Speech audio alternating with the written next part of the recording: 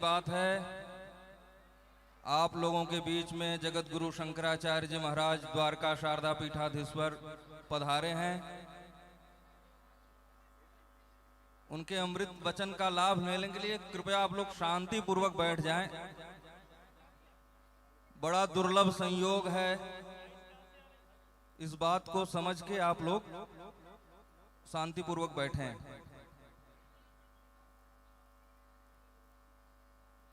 माघ महीना बड़ा पवित्र महीना चल रहा है। इसमें यज्ञ, दान, पुराणादि का कथा श्रवण बड़ा फलदायी होता है। माघ मकर गत जब रवि होई, तीरथ पति ही आव सब कोई। इस महीने में सब लोग तीर्थराज प्रयाग में जाके यज्ञ, दान और पुराणादि कथाओं का श्रवण करते हैं। आप लोग बड़े सौभाग्यशाली हैं कि तीर्थराज स्वयं यहाँ आए हैं, क्योंकि गोस्वामी तुलसीदास जी कहते हैं, मुद मंगलमय संत समाजू, जो जग जंगम तीर्थ राजू। चलते फिरते हुए तीर्थराज अगर कोई है तो जग में वो हमारे संत महात्मा शंकराचार्य जी हैं, जो कि चलते फिरते हुए तीर्थराज हैं।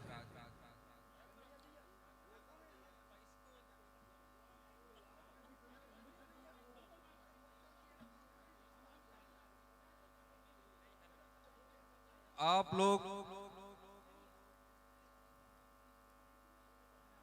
शांति पूर्वक बैठ जाएं।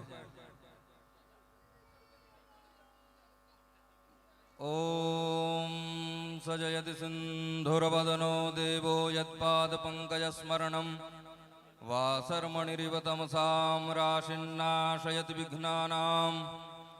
नारायण समारंभां शंकराचार्य मध्यमाम् अस्मदाचार्य पर्यन्तां वंदे गुरु परंपराम्। श्रीमत्परमहंस परिव्राजकाचार्य वर्याः पदवाक्य प्रमाण पारावार पारिणाः यम नियमासन प्राणायाम प्रत्याहार धारणा ध्यान समाध्यष्टांग योगानुष्ठान निष्ठाः तपश्चर्या चरण चक्रवर्तिनः अनादि गुरु परंपरा प्राप्त वैदिक धर्म प्रचारण परायणाः सकल दर्शन समन्वित वेद वेदांत सिद्धांत प्रतिपादकाचार्याः निगमागम सार हृदयाः सर्वतंत्र स्वतंत्राः वर्णाश्रम सदाचार शिक्षकाः विश्व कल्याण मानसाः अखंड भूमंडलाचार्याः अनंत श्री विभूषित जगद्गुरु श्रीमदाद्य शंकराचार्य भगवत्पाद स्थापित मर्यादा पोषण परायणाः परापर विद्या विद्योतितान्तःकरणाः गोमती तीरवासिनः पश्चिमाम्नाय द्वारका शारदा पीठाधीश्वराः अनंत श्री विभूषित जगद्गुरु शंकराचार्य स्वामी श्री सदानंद सरस्वती स्वामी वर्याः विजयन्ते तराम। धर्म की अधर्म का, प्राणियों में विश्व का, गोहत्या, गौ माता की, पूज्यपाद जगद्गुरु शंकराचार्य भगवान की, श्री द्वारिकाधीश भगवान की, श्री चंद्रमौलीश्वर भगवान की। हर हर महादेव। ओम योऽन्तः प्रविश्य मम वाचमिमां प्रसुप्तां सञ्जीवयत्तकलशक्तिधरस्वधाम्ना अन्याश्च हस्तचरणश्रवणत्वगादीन् प्राणान् नमो भगवते पुरुषाय तुभ्यं। तद्दिव्यमव्ययं धाम सारस्वतमुपास्महे यत्प्रसादात् प्रलीयन्ते मोहान्धस्तमसच्छटः। ओम नमः परमहंसास्वादितचरणकमलचिन्मकरन्दाय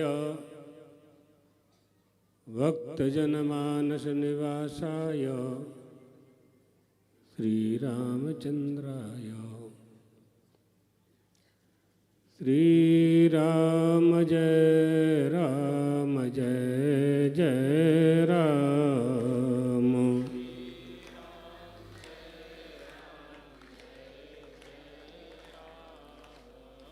धर्म की अधर्म का, प्राणियों में विश्व का, गौ माता की, श्रीमद्भागवत महापुराण की, जगत गुरु शंकराचार्य भगवान की हर हर महादेव। व्यासपीठ पर विराजमान शास्त्री जी, यजमान परिवार, देवियों, सज्जनों, बहुत ही सुंदर प्रसंग पर आप सब यहाँ एकत्रित हुए हैं। श्रीमद् भागवत है ना, अष्टादश पुराण, अष्टादश पुराणों का आयोजन हो रहा है। अष्टादश पुराणेषु व्यासस्य वचनद्वयम्, 18 पुराणों में वेद व्यास जी के 2 वचन सर्वश्रेष्ठ प्राप्त होते हैं। पुराण हमारी संस्कृति के पोषक हैं। पुराणों के द्वारा पहले तो वेद हैं, 4 वेद हैं, 6 शास्त्र हैं, 4 वेद हैं, 4 उपवेद हैं, फिर 6 शास्त्र हैं, फिर 18 पुराण हैं और 18 उपपुराण हैं। इस तरह से ये जो पुराण हैं, वेदों के शब्दों का अर्थ लगाना कठिन होता है। पुराणों के माध्यम से हम वेदों का भावार्थ और शब्दार्थ और लक्ष्यार्थ, ये तीनों को समझ लिया करते हैं। इसलिए पुराणों का बहुत महत्व है।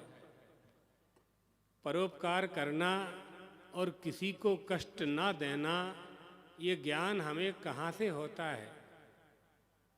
शिष्य गुरु से कहता है कि मैंने सर्वस्मात् संसारात्, मैंने संसार के सारे प्राणियों को जान लिया।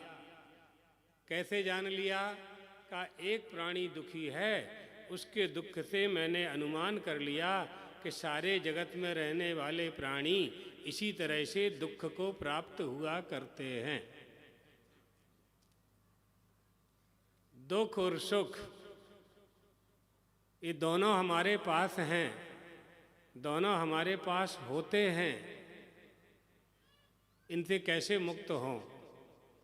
सुख से तो मुक्त होने की आवश्यकता नहीं है। समझना इतना है कि सुख कहते किसे हैं। जिन जिन वस्तुओं को लोग सुख समझते हैं, वो वस्तुएं अगर उन्हें प्राप्त हो गई हैं और उसके बाद भी वो दुखी हैं, तो यह मान लेना होगा कि जो प्राप्त हुआ है वो सुख नहीं है। तो सुख किसे कहते हैं? है ना? आत्यांतिक दुख की निवृत्ति और आत्यांतिक सुख की प्राप्ति, ये प्रत्येक मनुष्य का लक्ष्य हुआ करता है। सुख कैसे प्राप्त होगा, ये दिग्दर्शन हमें पुराणों से प्राप्त होता है। पुराणों से, इतिहास से हमारी जो वंश परंपरा है, जो कुल परंपरा है, और एनास्यो पितरो याता एन याता पितामहा, जिस परंपरा से हमने अपने वंशावली को जाना है, हमारे पूर्वजों को जाना है, हमारे कुलदेवी कुलदेवता को जाना है, उसको जानकर हम उनकी कृपा प्राप्त करने के लिए जब प्रयास करते हैं, तभी सुख की प्राप्ति होती है। यह निर्देश, यह उपदेश हमें पुराणों से प्राप्त होता है। श्रीमद् भागवत की कथा, रामायण की कथा, देवी भागवत, शिव पुराण, अग्नि पुराण, वायु पुराण, जितने भी पुराण हैं, इन पुराणों के द्वारा हम सगुण साकार रूप परम तत्व को जानते हैं और निर्गुण निराकार को भी जानते हैं। भगवान का सगुण साकार स्वरूप क्या है? अपनी सगुण साकारता दिखाने के लिए सगुण साकार होकर वो क्यों आते हैं? सारी सृष्टि परमात्मा के द्वारा निर्मित है। परमात्मा ने पूरे संसार को बनाया है, लेकिन जब वह देखता है कि मेरे स्वंशभूत यानी मुझसे ही उत्पन्न प्राणी ज्ञानी होकर के भी, धनी होकर के भी अज्ञानियों की तरह, निर्धनों की तरह व्यवहार कर रहा है, उसे दिशा निर्देश देने के लिए परमात्मा अवतरित होते हैं। नृणाम निःश्रेयसार्थाय, प्राणी मात्र का कल्याण करने के लिए अप्रमेय रूप धारण करके परमात्मा का अवतार होता है। एक प्रमेय होता है और एक अप्रमेय होता है। प्रमेय का अर्थ होता है जिसे प्रमाता जानता है। अप्रमेय का अर्थ होता है कि है तो लेकिन जाना नहीं जाता है। अनासिनो अप्रमेयस्य, अर्जुन तुम उसे जानो। भगवान के जो 24 अवतार हुए हैं, दशावतार हुए हैं, परमात्मा श्री राम और श्री कृष्ण का अवतार हुआ है। इन अवतारों से हमें यह शिक्षा मिलती है कि धर्म का पालन कैसे करना चाहिए, धर्म का पालन कैसे किया जाता है। परमात्मा श्री राम ने धर्म पर चल कर के धर्म पालन का ही आदेश दिया हमें। रामो विग्रहवान धर्मः, साक्षात धर्म स्वरूप हैं श्री राम। उन्होंने जो किया वो धर्म होता गया। धर्म किसे कहते हैं? धृति क्षमा दमोस्तेयम शौचमिंद्रिय निग्रह धीर विद्या सत्यम क्रोधो दशकम धर्म लक्षणम। ये धर्म के 10 लक्षण बताए हैं और ये धर्म के 10 लक्षण सामान्य लक्षण हैं। विशेष लक्षण भी होते हैं और सामान्य भी होते हैं। ये 10 लक्षण धर्म के प्राणी मात्र के लिए हैं, चाहे कोई हो और किसी समाज का हो, किसी जाति का हो, चाहे स्त्री हो और चाहे पुरुष हो, छोटा हो और चाहे बड़ा हो। ये धर्म के लक्षण सबको, इनका पालन सबको करना चाहिए। धृति माने धारण करना, धृति क्षमा यानी अपराधी को क्षमा कर देना, ये धर्म का लक्षण है। धृति क्षमा दमस्तेयम, दम यानी इंद्रियों का निग्रह करना, अस्तेय माने चोरी नहीं करना। धृति क्षमा दमस्तेयम शौचमिंद्रिय निग्रह, शौच माने पवित्रता, इंद्रिय निग्रह यानी अपनी इंद्रियों को बस में रखना, आँख को बस में रखना, कर्णेंद्रिय को बस में रखना, पैरों को बस में रखना। यही पैर आपको मंदिर ले जाते हैं, यही पैर आपको ढोकर के मदिरालय ले जाते हैं। इनको बस में रखना है। हाथों को बस में रखना है। इन्हीं हाथों से दान देते हैं, इन्हीं हाथों से लोग चोरी करते हैं। तो चोरी नहीं करना है और दान देना है। शौचमिंद्रिय निग्रह धीर विद्या, धी माने तत्व जिज्ञासा बुद्धि, विद्या माने ज्ञान। धीर विद्या सत्यम क्रोधो, सत्य बोलना और क्रोध नहीं करना। ये दशकम धर्म लक्षणम, धर्म के ये 10 लक्षण हैं। ये पुराणों से ही प्राप्त होते हैं। मनु महाराज ने 10 के धर्म के 10 लक्षण किए हैं। पद्म पुराणकार ने धर्म के 6 लक्षण किए हैं। पात्रे दानम मति कृष्णे माता पित्रोश्च पूजनम श्रद्धा बलिर्गवाम ग्रासः षड्विधम धर्म लक्षणम। ये 6 धर्म के लक्षण हैं। धर्मशास्त्रों ने धर्म के 4 लक्षण किए हैं। श्रुति स्मृति सदाचारः शस्य च प्रियमात्मनः एतच्चतुर्विधं प्राहु साक्षात धर्मस्य लक्षणम। श्रुति का पालन करना, वेदों की आज्ञा का पालन करना, पुराणों की आज्ञा का पालन करना, सदाचार से रहना, शिष्टाचार का पालन करना, श्रुति स्मृतियों का पालन करना, उनकी आज्ञा का पालन करना। सदाचारा शस्य च प्रियमात्मनः, आत्मा की प्रियता में अपना प्रेम स्थापित करना। एतच्चतुर्विधं प्राहु, ये 4 धर्म के साक्षात लक्षण हैं। इन लक्षणों के कारण ही हमारा भारत देश विश्व में पूजा जाता है। एतद्देश प्रसूतस्य सकाशा दग्र जन्मना स्वम स्वम चरित्रम शिक्षेरन पृथिव्याम सर्वमानवाः। धरती के सारे मनुष्य भारत की ओर टकटकी लगा करके देखते हैं कि प्रातः काल 4 बजे उठ करके क्यों गंगा जी में डुबकी लगाते हैं, नर्मदा जी में क्यों स्नान करते हैं, वैनगंगा में क्यों स्नान करते हैं, शिवलिंग पर जल क्यों चढ़ाते हैं, तुलसी की पीपल की पूजा करते हैं, क्यों करते हैं? रिसर्च कर रहे हैं, शोध कर रहे हैं, नहीं समझ पा रहे हैं।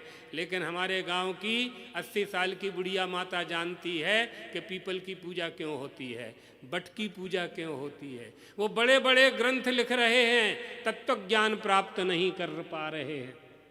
ये हमारी भारतीय संस्कृति। धर्मो विश्वस्य जगत प्रतिष्ठा, धर्म से लोक में जगत में प्रतिष्ठा प्राप्त होती है। धर्मेणो पापम अपनुदति, अरे मनुष्यों, धर्म का पालन करने से पाप नष्ट हो जाते हैं। धर्मः सर्वे प्रतिष्ठितम, धर्म का पालन करने की सब लोग इज्जत करते हैं। धार्मिक व्यक्ति जब गांव में निकलता है तो सब राम राम करने लगते हैं, चबूतरा पर से उठ करके खड़े हो जाते हैं। धर्मे सर्वम प्रतिष्ठितम, लोके धर्मिष्ठम प्रजा उपसर्पन्ति। जब विवाद हो जाता है तो लोग धर्मात्मा के पास जाते हैं, हम दोनों का झगड़ा हो गया है, कोई उपाय बताइए। क्यों? वो जानते हैं कि धर्मात्मा झूठ नहीं बोलेगा, निर्णय करेगा। कैसे निर्णय होता है, धर्म का पालन कैसे होता है? एक किसान ने अपना 10 एकड़ खेत दूसरे किसान को 10 लाख रुपए में बेच दिया। जिसने खरीदा था उसने उस खेत में कब्जा कर लिया, बौनी कर दी। जब हल चलाने लगा तो उसमें एक सोने का हंडा मिला, सोने का घड़ा मिला। सोने के घड़े को उसने उठाया, देखा, पहचान गया, अरे ये तो सोने का घड़ा है, बड़ा कीमती है। विचार करने लगा, मैंने ज़मीन खरीदी है, घड़ा नहीं खरीदा है। घड़ा लेकर के उस किसान के पास पहुंच गया जिससे घड़ा खरीदा था। भैया, ये तुम्हारा घड़ा तुम्हारे खेत में मिला है। बेचने वाले किसान ने कहा, हमने खेत बेच दिया, अब उसमें जो कुछ भी है वो तुम्हारा, हम क्यों लेंगे? ये धर्म है, इसे धर्म का पालन कहते हैं।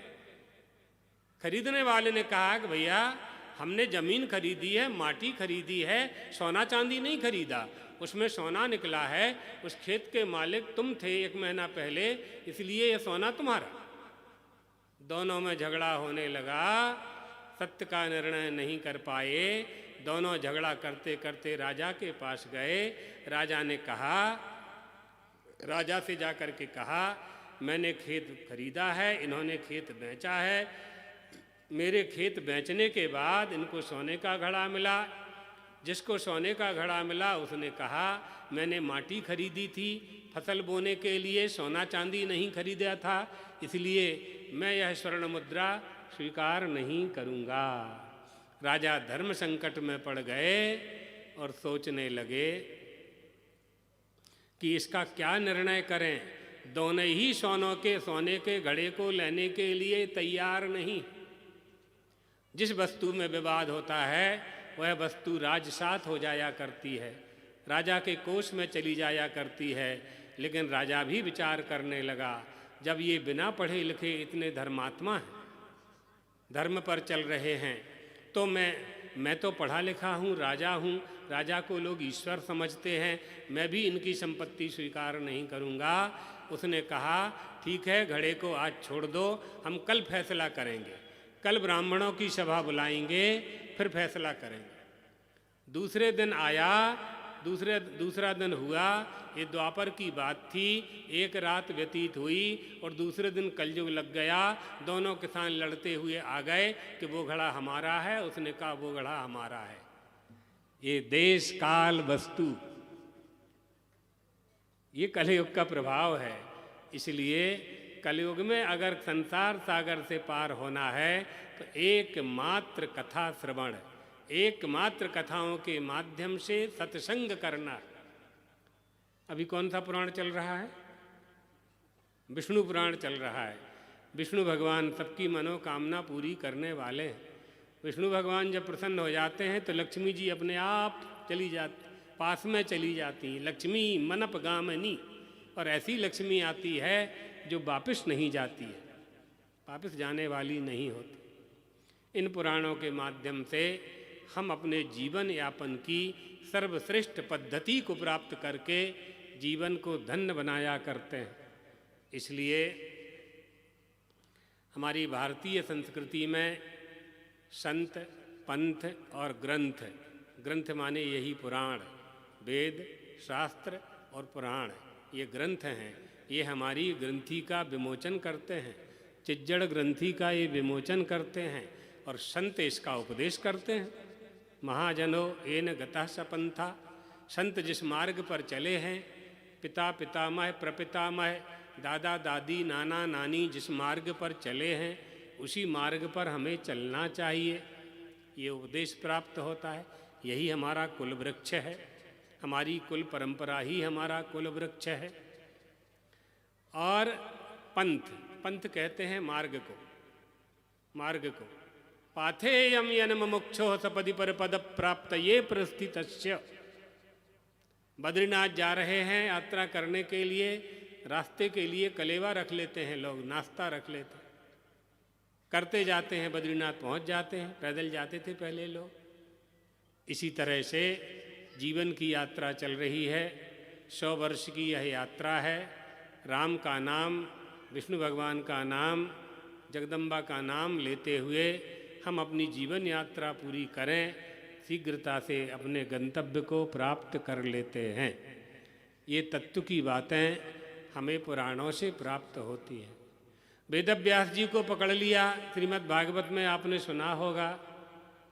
वेदव्यास जी नहीं, सूत जी को पकड़ लिया शौनकादि ऋषियों ने नैमिषारण्य में, तत्व जिज्ञासा कर बैठे। तत्व जिज्ञासा शांत करने के लिए ही पुराणों की कथा है। उनमें जो राजाओं की कथा है ना पुराणों में, वो राजा धार्मिक हैं, इसलिए धर्म में बुद्धि लगाने के लिए राजाओं की कथा का समावेश किया गया है। जानना तो तत्व की बात है। कथा इमास्ते कथिता महीयसाम, इसमें तत्व की प्राप्ति करनी होती है। सूत जी को ऊंची आसन पर बैठा करके शौनकादि ऋषियों ने प्रश्न किया, गुरुदेव बताइए, परमात्मा श्री कृष्ण द्वारका से सोमनाथ गए, प्रभास पाटन चले गए और वहाँ से गोलोक चले गए, उसके बाद धर्म कहाँ गया? धर्मः कम शरणं गतः, धर्म किसकी शरण में गया? ब्रूहि योगेश्वरे कृष्णे ब्रह्मणे धर्म वर्मणि स्वाकाष्ठाम अधुनोपेते धर्मः कम शरणं गतः। क्या बात पूछी आप, देखिए। बताइए गुरुदेव, भगवान श्री कृष्ण के गोलोक चले जाने के बाद धर्म किसकी शरण में गया? इस शौनकादि ऋषियों ने 6 प्रश्न किए। ये 6वां प्रश्न किया था सूत जी महाराज से। सूत जी ने उसका उत्तर दिया। बड़ा लंबा व्याख्यान है। यहीं से तो भागवत कथा आगे बढ़ती है धीरे धीरे। यहाँ समझना यह है कि धर्मात्मा जब धर्म का पालन करता है तो धर्मात्मा के पास रहता है, क्योंकि धर्मी में धर्म रहता है। अग्नि में दाहकता होती है, जल में शीतलता होती है, सूर्य में उष्णता होती है, चंद्रमा में शीतलता होती है और जल में तरंग होती है। जैसे जल से तरंग अलग नहीं हो सकती है, इसी तरह से धर्म से धर्मी अलग नहीं हो सकता। तो धर्मः कम शरणं गतः, धर्म धर्मात्मा के पास रहता है, इसलिए धर्म परीक्षित के पास गया। और आपने सुनी होगी कथा, वृषभ और गो दो मिले, राजा ने तलवार निकाली, कली राजा का वेश बना करके आया था, पर राजा परीक्षित ने निग्रह किया। वसुधा ने, पृथ्वी ने धेनु का रूप धारण करके प्रार्थना की थी, धर्म ने बैल बन करके प्रार्थना की थी। तो धर्म की रक्षा किसने की? धर्मात्मा ने की। धर्मात्मा कौन था? राजा परीक्षित। धर्मः कम शरणं गतः, धर्म धर्मात्मा के पास रहता है। विभीषण किसकी शरण में गए? शरण की ही शरण ली जाती है। आपको 100 रुपया चाहिए तो किससे मांगोगे? जिसके पास 110 होगा, जिसके पास 90 रुपया होगा, वो थोड़ी 100 रुपया देगा, है ही नहीं उसके पास। शरण किसकी लोगे? जो शरणागत को शरण देने की क्षमता जिसमें हो। विभीषण ने विचार किया, नहीं नहीं नहीं, जिनकी शरण में अभी तक रहा वो बहुत अपमान कर रहे हैं, और मेरे जो आराध्य देव हैं, मैं जिनकी उपासना करता हूँ, उनका अपमान कर रहे हैं। लंका सोने की लंका छोड़ करके निकल पड़ा राम की शरण, श्री राम की शरण में आ गया समुद्र किनारे। शरण्यम शरणं गतः विभीषणोपि, वाल्मीकि जी कहते हैं, विभीषण ने परमात्मा श्री राम की चरण की शरण ग्रहण करी।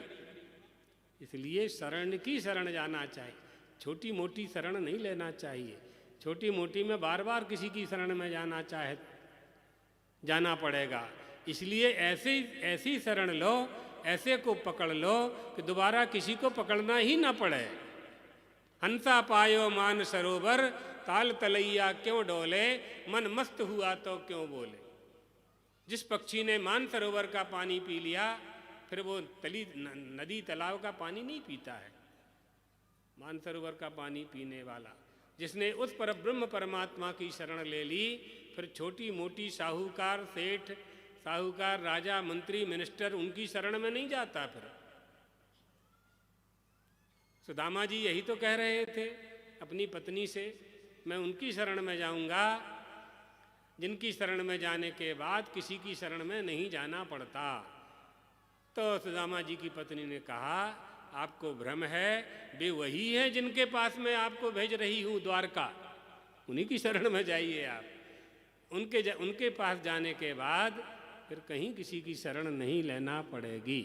तो ऐसा आश्रय लेना चाहिए, ऐसे घर में रहना चाहिए जो आपको घर से बाहर न निकाले। और ऐसा घर परमात्मा का ही घर है, और वो परमात्मा का घर और कहीं नहीं है। आपके मनुष्य के शरीर को ही परमात्मा ने अपने निवास का घर बनाया है। वयांसी तद्व्याकरणम विचित्रम मनोरमनीषा मनुजा निवासा, भागवतकार कहते हैं श्रीमद् भागवत में। परमात्मा ने 84 लाख शरीर बना करके मनुष्य का शरीर बनाया और स्वयं उसमें प्रवेश हो गया। तत्सृष्ट्वा तद्देवा अनुप्राविशत्, उसी में प्रवेश हो गया, उसी में रहता है। बस हम जानते नहीं हैं कि वो हमारे अंदर रहता है, सो बाहर खोज रहे हैं। खोजते खोजते कभी ज्ञान हो जाएगा तो मिल जाएगा। एक किसान को खेत में हीरा मिल गया, तो कंकड़, पक्षी आ रहे थे फसल चरने के लिए, तो पक्षियों को भगाने के लिए कंकड़ मारता था। दिन भर पत्थर फेंकता रहा, पक्षी भागते रहे। शाम हो गई, एक पत्थर बचा, उसी को लेकर के घर आने लगा। रास्ते में जौहरी मिल गया। जौहरी ने कहा, कहाँ जा रहे हो? घर जा रहे हैं। तुम्हारे हाथ में क्या है? बोले पत्थर है। दिखाओ। दिखाया, पत्थर नहीं है मूर्ख, हीरा है, हीरा। उछल पड़ा। हीरा उसके पास पहले से था, हीरा है ऐसा ज्ञान नहीं था।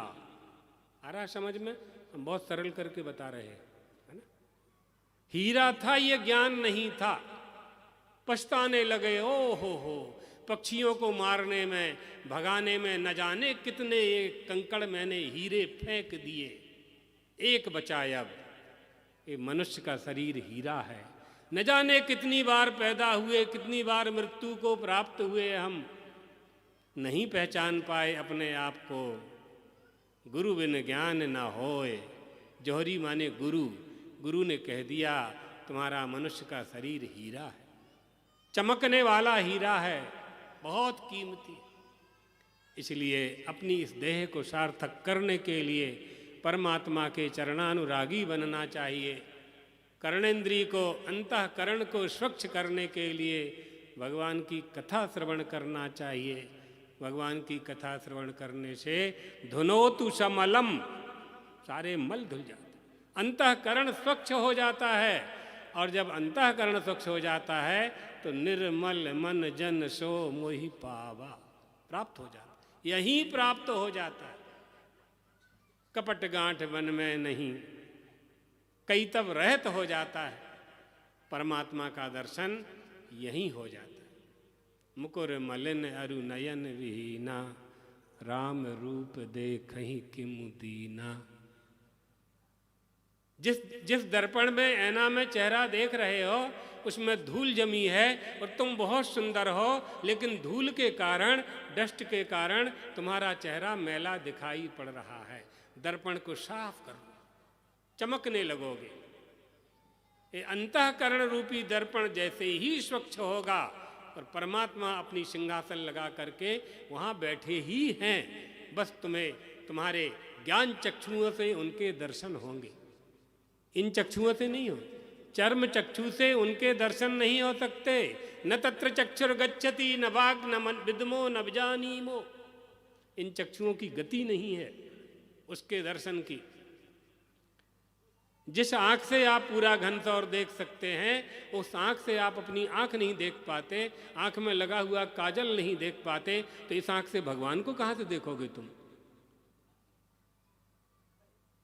कोई अपनी आंख में लगा हुआ काजल अपनी आंख से देख सकता है? नहीं देख सकता, हम जानते हैं। उसके लिए दर्पण चाहिए। अगर काजल देखना है तो ऐना चाहिए, उसके बिना नहीं दिखेगा। जो आंख आपका काजल नहीं दिखा पा रही है, वो अंदर आंख को चलाने वाला मन है, मन को चलाने वाली बुद्धि है, बुद्धि को चलाने वाला आत्मा है, परमात्मा है। तो परमात्मा को कहां से देखोगे आप? इसलिए उस परमात्मा दर्शन का उपाय पुराणों की कथा श्रवण करना है। चित्त की निर्मलता आती है, परमात्मा स्वयं वहाँ विद्यमान है, प्रकट हो जाते हैं। जैसे दोनों पत्थर में अग्नि पहले से है और ऐसे रगड़ी आपने और अग्नि प्रकट हो गई। बस रगड़ने की देर है।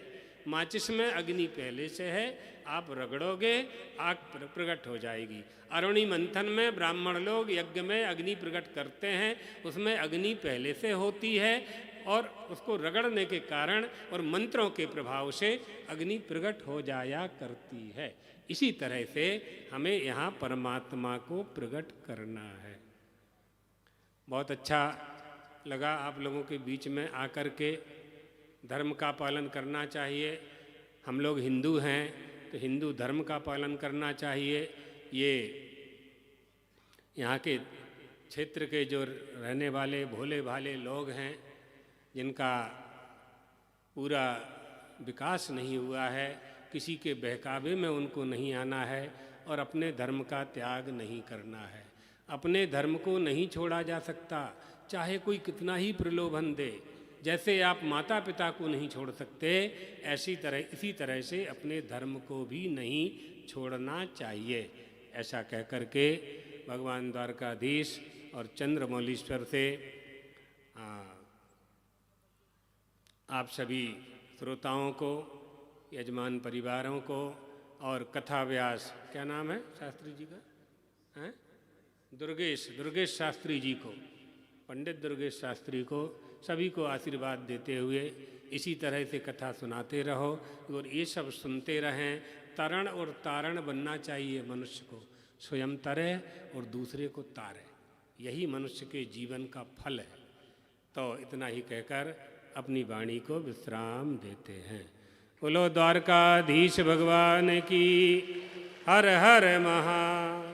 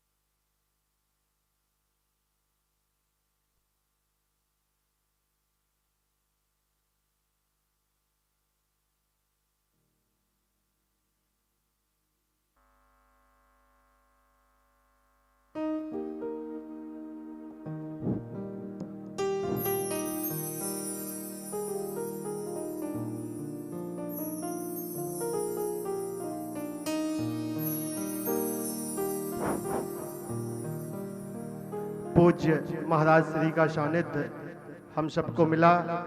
पूज्य महाराज श्री के चरणों की वंदना करते हुए हमारे मनोरथ साधनी जन कल्याण सेवा संस्था के द्वारा उनका सम्मान और भेंट प्रदान की जा रही है।